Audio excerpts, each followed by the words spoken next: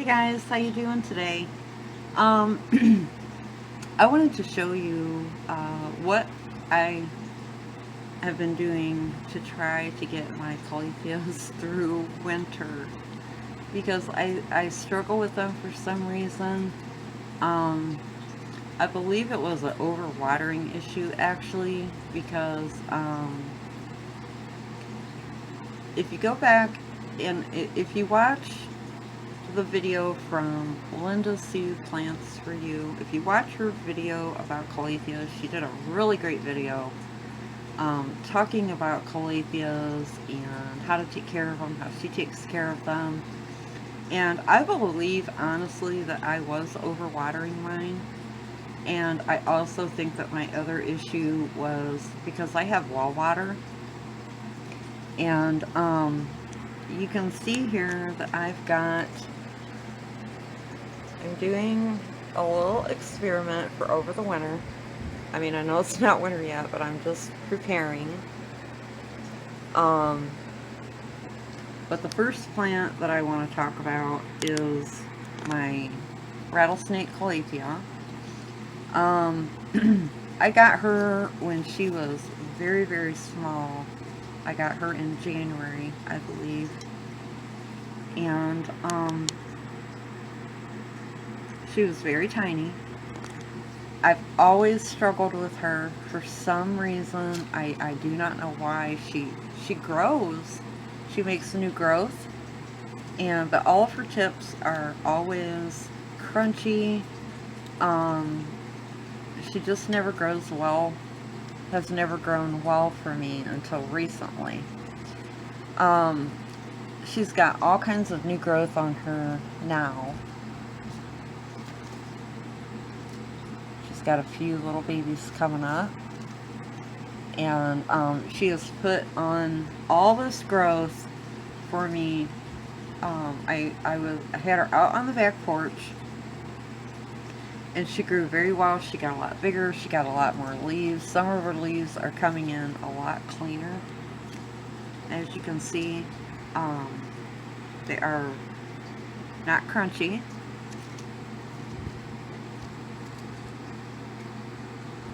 They're actually doing pretty darn good for me right now. So, what I wanted to try, well, first of all, I was taking Linda's advice, and I kept telling her how, because all the Calathea videos are like, keep them moist, they like a lot of water, blah, blah, blah, blah, blah. But she don't do hers that way. You'll have to go over and watch her video completely so that you can get her take on it. But I started following her advice, and I stopped watering so much. And she started growing better for me when I stopped keeping her soil so moist, like what everything I have been told. Because I've never had Calatheas before, so this is all new to me. But my secondary idea was to put her in a little terrarium. I've got some charcoal on the bottom, a little bit of sand, and then soil. And I'm keeping her, like right now, she's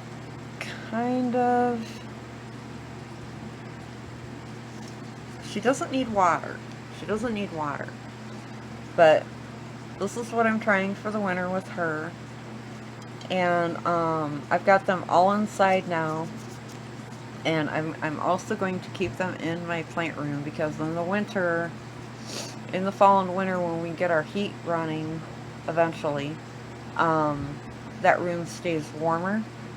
I mean, it's not overly hot. You don't want to overdo it. But it stays warmer. It stays more humid. And so I'm going to try keeping all of my Calatheas. I have them all in one area now. So I've got her in a little terrarium. I'm going to try that. And then I've also got this beautiful Maui Queen that I just got recently. And so far she's been doing pretty good for me. But she was starting to brown up a little bit. And I know, I expect when I get a plant in shipping, or even if you go buy a plant in store, I mean, it's going to be a different environment. different water, different fertilizer, on and on, you're gonna lose a few leaves. That's understandable. But I mean, she's lost a few. She's got another one that dried up here. You know, no big deal. But I put her in all moss. So I'm gonna try her this way and see how she does. And I'm also, you know, this is very airy. You don't want to pack it. You know, you can see it's very airy. You don't want to pack your moss around any of your plants. But I'm used to growing and working with moss because of my orchids. I grow some of my orchids in moss. Well, I have. I don't believe I have any orchids in moss right now. Pretty much all of my orchids grow either in leca. I grow semi-hydro. I use charcoal. But anyways, okay, this isn't about orchids. I want to keep on what I'm talking about. I always drift. But so anyways, I'm going to try my Maui Queen in moss. I'm just going to keep her lightly, you know, whenever it needs it, not on any kind of a schedule. I don't keep any of my plants on a schedule, you know, a watering schedule. So it will just be whenever the moss starts feeling dry, I'll either mist it or, you know, use my sprinkling can. So here I'm growing try in moss. And then this here Calathea, this is my Zabrina. Yeah, my Zabrina. Now, as you can see, she's got drying leaves. Now, I'm trying her in leca. I'm trying her in semi-hydro. She's got leca. She's got a little bit of these, just because I think they're pretty, and some lava rock. So I'm trying her in this, and she is the one that I did first. She's been in here for a couple weeks, I think. A couple weeks. But she's got some more leaves dying back. But she's growing this one. Oop. This one's new, and that one's new. And so far, they're coming out clean. I mean, it's only been a couple weeks, so, and those growths started before I put her in leca, I'm pretty positive. So that's that one. I'm, you know, it's like I said, I'm just experimenting because I do have a lot of problems with my Calatheas, and there's a couple ferns that I have issues with too, which is what I'm going to show you next. Look at my pretty orchid. She's starting to open. I wanted to show you guys that. I'll show her better when she's all the way open. So this one's moss. This one's semi-hydro in leca and lava. This one's in soil and charcoal and sand. Yes. And then this one, this is my silverleaf fern. Now this fern, I lost her. She was down to about, oh geez, 1 or 2 or 3 leaves by the end of winter. And she was gorgeous. She was beautiful. She did great for me for a little while. And then all of a sudden, I don't know what happened. I don't know if it got too dry by the end of winter, or what the issue was, really. But, as soon as spring got here and it got warm enough, I repotted her, and I threw her out on my back porch in an east window, and this is what she grew. This is all new growth. I think there was a couple of older, like this one here, I think is the older leaf. And maybe that one. She did not have very many left at all. So, anyways, I wanted to try her in a little terrarium type setting too, and she is in all dirt, soil, soil,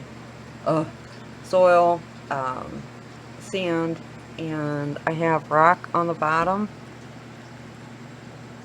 that's holding the water down there. It's only touching the rock, it's not touching the soil.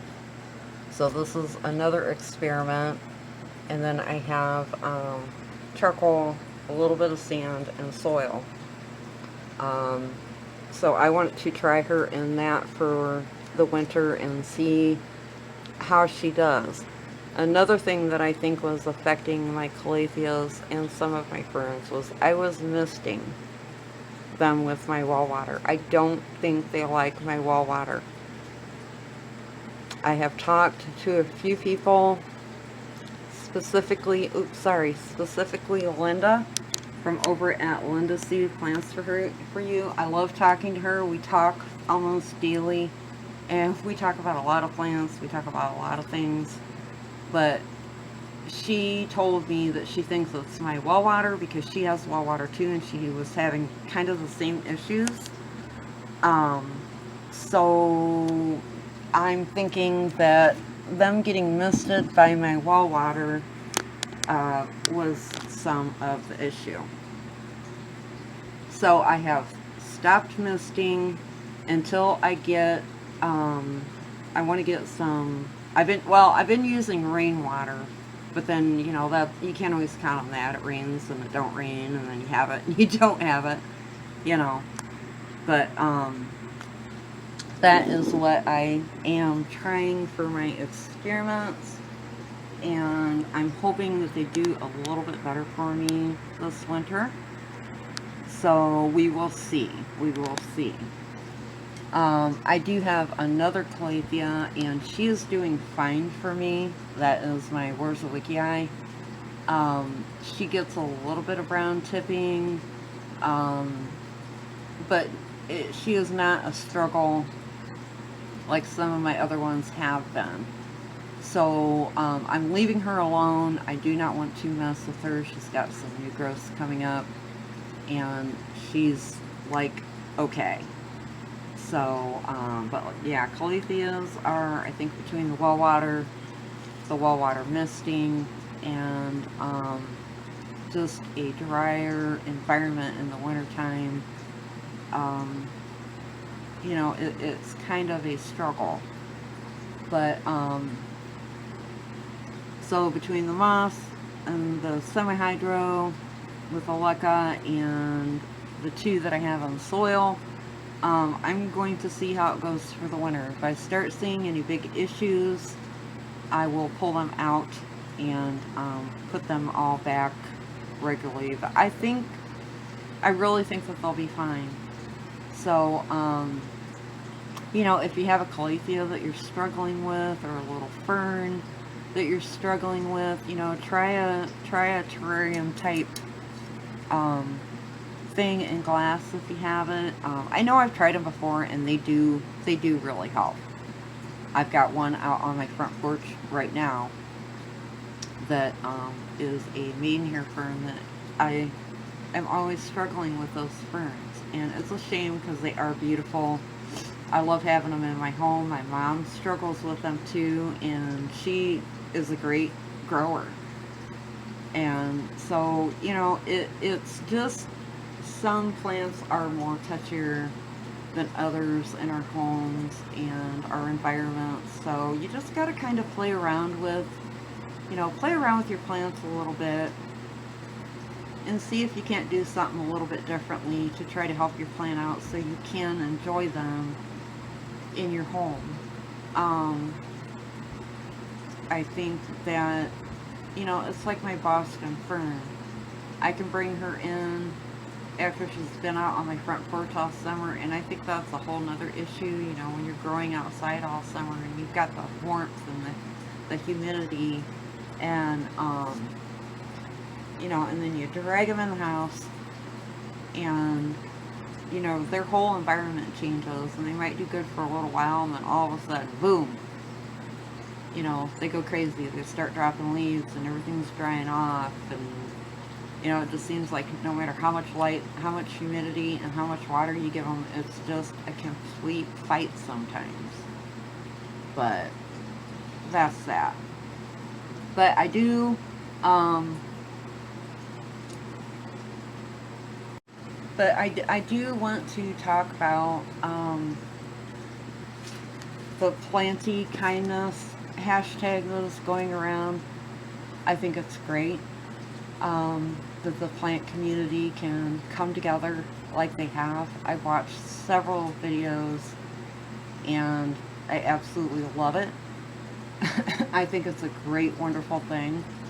Um, I know myself, growing up, I was bullied a lot, and all through school. And you know, it's just for stupid reasons. Your hair color, your skin color, you're the way you look, the way you know, it's ridiculous. I grew up in a small town. Pretty much everybody knew everybody, you know, but you still always had a handful of people, junior high, high school, grade school, even growing up as an adult. I mean, you always have a handful of people around you usually that want to be idiots and try to be a not so nice person to people. And I have found over the years that if you stick up to a bully, because usually bullies are not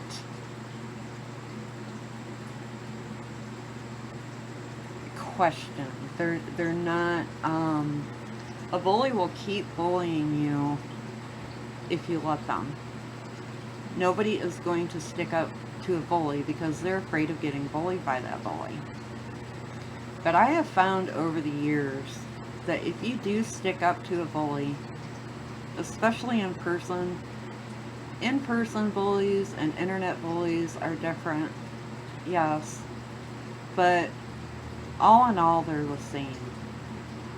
You know, you can't, and usually people like that are people that have been hurt and they want to hurt back, and it's just really awful. I mean, I didn't have no idea that people were getting bullied on in the plant community, you know, over plant videos. I mean, really, it's a plant, these are plant videos. The plant community wants to share plants, wants to share information, how we grow, how we don't grow, what we try, what we don't try. I mean, it's touch and go for everybody. Everybody is different. Everybody's environment is differently. Why would you want to bully somebody over plants? I mean, I don't get that. I don't get bullies, period, to begin with. I don't know why people would want to be so mean and cruel and hurtful. I mean, they have to be very, very miserable people to do that.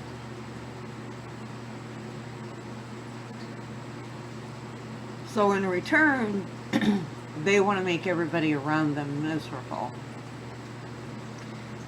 And you know, you got to kind of feel sorry for people like that. But then when you see what they do to other people, it's kind of hard to feel sorry for people like that. You cannot live your life being a bully and treating people badly because you're miserable yourself. I mean, you don't, words stick with you forever. You can have 20 people say 20 nice things about you,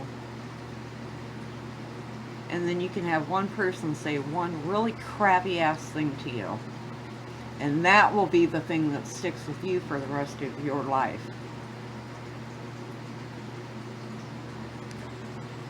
And it does stick with you for all of your life. I'm going to be 53. And I still remember all the bullies in my life and everything they said. Everything. But you know, I don't remember, I remember a few kind things that people have said throughout my life. But the bad things that people say is what hurt you. And that is what will stick with you forever. Forever. So, I just want to say, I do not condone bullying. And bullying does come in all shapes and forms. So, you know, you've got schoolyard bullies, you've got work bullies. You've got internet bullies. You know, and in my day when I was growing up, we didn't have the internet. Thank God. You know, because at least I could go home and get away from it and not have to come home and turn on your computer and get on Facebook or your phone or whatever it is that you use and get harassed still. My daughter went through that, and it was horrible. My son went to it too, went through it also. And, you know, it only takes one person to make your life miserable if you let it. My son finally stood up to bullies, and later in life my daughter did too. And you know, after they stood up for themselves, and actually my son stood up for another kid, a handicapped child that was being bullied consistently, daily, every day of his life, until I told Greg, you need to stand up to this kid to help this handicapped child that is in a wheelchair. And the things that they are saying and doing to him is just so wrong. And I said, you know what, if you get in trouble at school for it, you know, whatever happens, happens, because my son was not raised to be a fighter or a bully or a loudmouth or anything like that. But I told him, that is going to be the best thing that you ever do in your life, is to stand up to that bully for this kid. And you know what? The next day he went back to school, and it happened again to this kid. And Greg stood up for him, and he took care of the bully. He did get in a little bit of trouble at school. He got like a detention or something, but it was well worth it because the bully backed off from this other child. And, you know, we need to stand together. If you see bullying going on, you need to do something about it. Because that bully is never going to back down until you do something about that. And it's heartbreaking to see children being raised like that and get away with what they get away with. And it's gone on for years. You know, I wish I would have had the strength when I was younger to stand up to my bullies and my fears. Luckily, when I hit junior high, I had two really, really great friends that did stick up for me and backed people off. I was very lucky to have those two girls in my life to do that for me. And I'm still friends with them to this day. They are two of the closest, longest friends that I've had in my lifetime. But, anyways, I just want to say I'm trying really hard not to break down, because this is very upsetting subject for me. So, this is hard. So, I'm going to say what my mom has always said to me. If you cannot say anything nice, keep your mouth shut. Period. There's no reason to watch a plant video and get on and make some rude ass comment that, first of all, nobody wants to hear it. Nobody needs to hear it. And why even make a comment at all? I mean, why? What is the point? What is the point of being a rude individual to somebody? There is no point to it at all. You know, just walk away. Get out of the video. Stop watching it. If you don't agree with something, or you don't like a plant, or you don't like the person, you know, you don't like the way they talk, you don't like the way they look, you don't like, I mean, whatever your problem is. I mean, if I turn on a video and I don't like it, I go out of it and I move on. You know, there's no reason to be a nasty, foul-mouthed person to somebody because of a plant video. It's ridiculous. But anyways, I want to do my part. I have been thinking about this for a long time. Ever since Pammy started this. It's taken me a while to get my thoughts together, to try to to try to talk about this and not break down. And I also wanted to do something that, and I didn't know what it was at first. I've been thinking about it and thinking about it and thinking about it. And I found my strength. And if it wasn't for Linda, she helped me a lot. I kind of cried on her shoulder a little bit. And thank you, Linda, very much for putting up with me and listening to me and giving me strength. But what I want to do is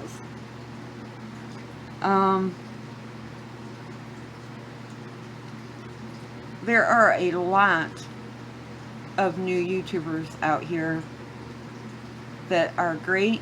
They have beautiful plants. They're just starting their channels out. So I want to give them a shout out.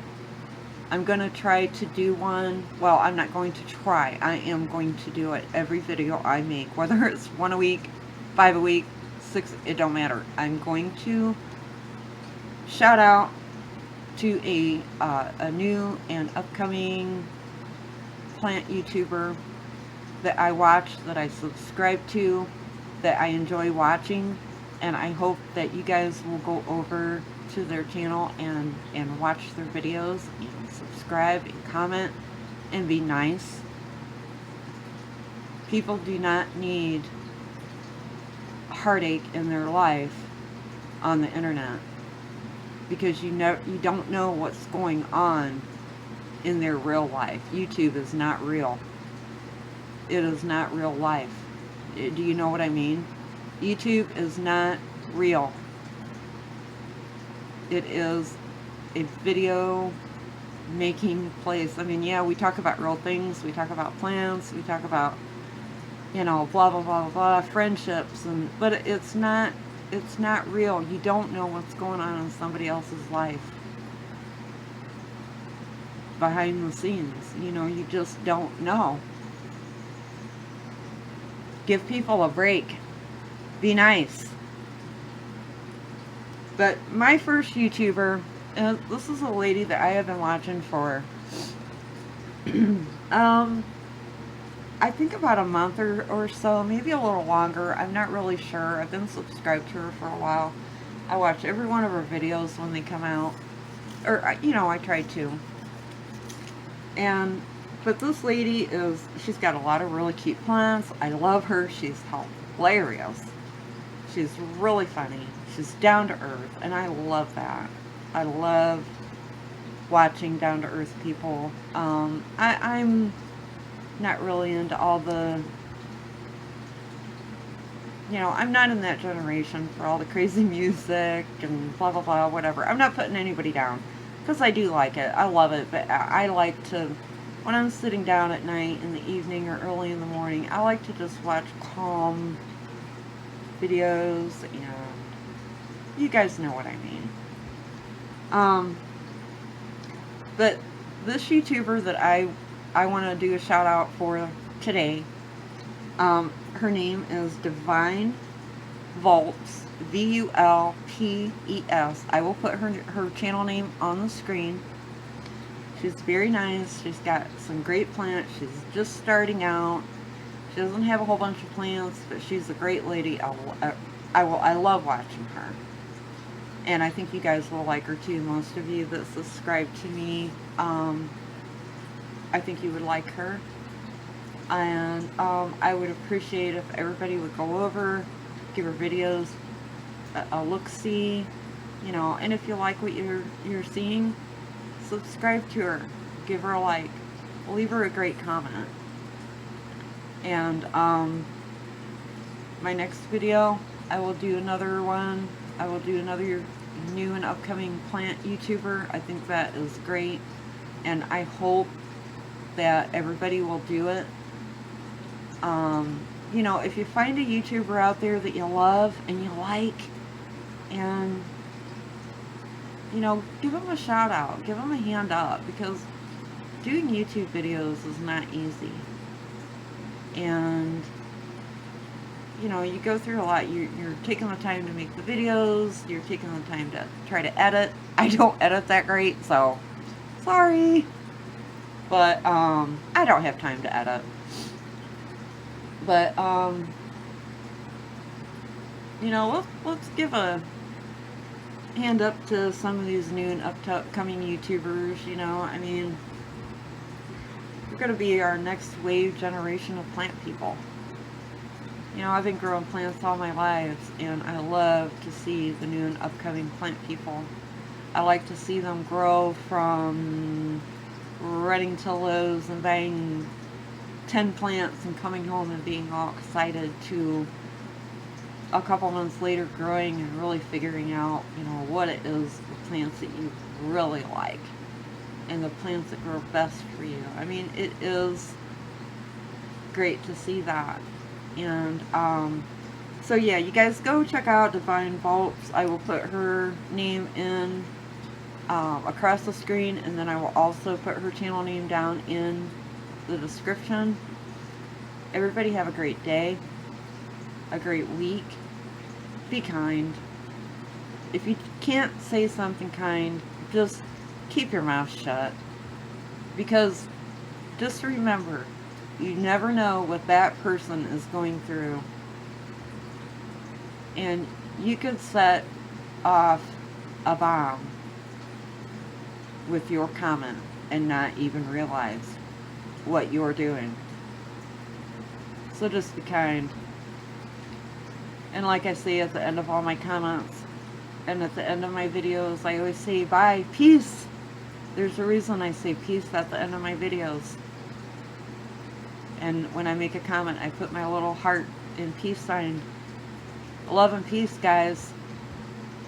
Keep it that way. Be nice. Be kind. You guys have a great week. Have a great weekend, because this is Thursday already. Talk to you guys later. Peace.